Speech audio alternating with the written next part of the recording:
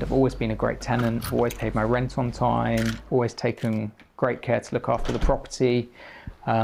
So when I inquired about why I'd received this notice, I was told that it was a Section 21 no-fault eviction and they didn't need to give me a reason.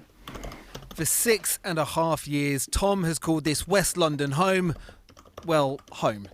Now he's being uprooted, turfed out, and when he pushes for a reason... I pressed it a bit further to inquire, why was I being evicted? And, they're very curt in their response. They didn't need to provide a reason. Section 21, no-fault eviction. They're allowed, and you've got to deal with it. Section 21, or so-called no-fault evictions, would be banned, the Conservatives pledged in their 2019 manifesto. Housing Secretary Michael Gove vowed again they would be, quote, outlawed by the next election back in February. But asked about it now... You guaranteed then that Section 21, no-fault evictions, would be banned by the election, and you're not able to make that guarantee today. Everything depends on the House of Lords. So my determination is to ensure that we get this bill on the statute book.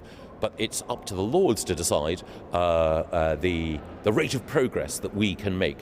Today, the Renters Reform Bill has passed through Parliament, but it's a very different-looking bill to the one first proposed.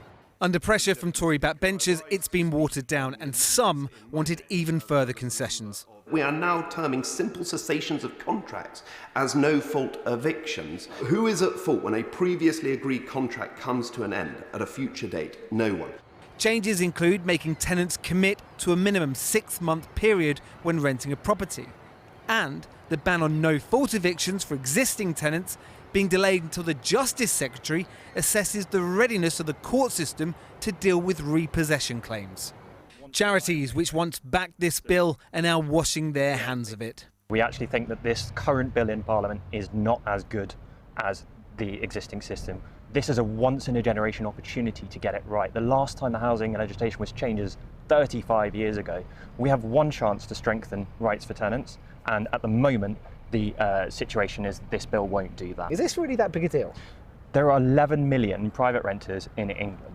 In an election year, renters will remember who it was that was speaking up for them and looking to protect their interests and support the security of a decent home, and who it was that was caving in to landlords. The government say their reforms will improve standards in the private rented sector, a sector that has doubled in size in the last 20 years, 14 of which the so-called party of home ownership has been in charge. Well, we're joined now in the studio by the CEO of the National Residential Landlords Association, Ben Beadle, and down the line by the Chief Executive of Generation Rent, Ben Toomey. This, Ben, first of all, this was supposed to, wasn't it, abolish no-fault evictions, this bill. Did the landlord lobby lean on Tory MPs to get it watered down? No, it does that and more, Kieran. It abolishes fixed-term tenancies. It abolishes Section 21. It brings in an ombudsman. Section 21 is no-fault evictions. Well, Section 21 is the legal way to bring a fixed term to an end or to end a periodic tenancy. You don't have to give a reason. There may well be one, but you don't have to give a reason. But it also introduces an ombudsman. It introduces a property portal. It introduces a whole range of measures that will improve the sector for landlords and renters. If you say it abolishes no-fault evictions, can you tell me when that will happen? When will that ban come in? Well, I'm not the government. Get Mr. Gove on here. He answered that earlier. It has to pass through the Lords, but it's very clear. Well, that's not just the Lords.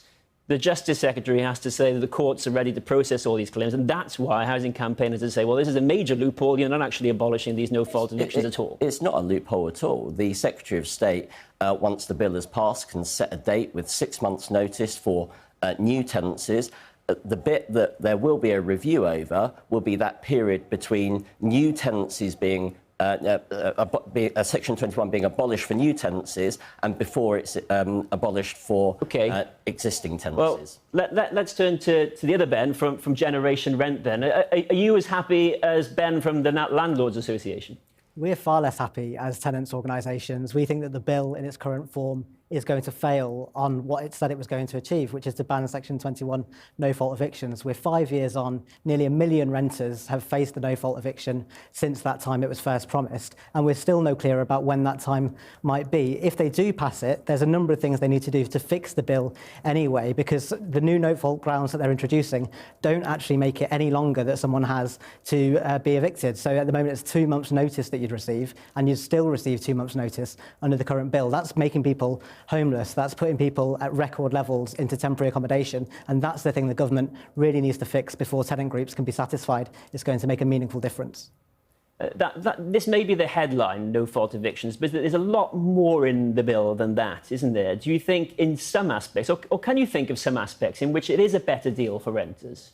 There's really important areas that Generation Rent campaigned on, that we've achieved promises from government on, including a landlord register for the first time in England, and the idea that we're going to drive up standards of decent homes. But a lot of this is predicated on the idea that you remove no-fault evictions, because if you don't, you still have that risk to tenants where they fear raising a complaint because they could be kicked out for no reason at any time. So we need to end those no-fault evictions as well. Otherwise, standards can never be driven up because tenants live in fear and there's a power imbalance in our own homes.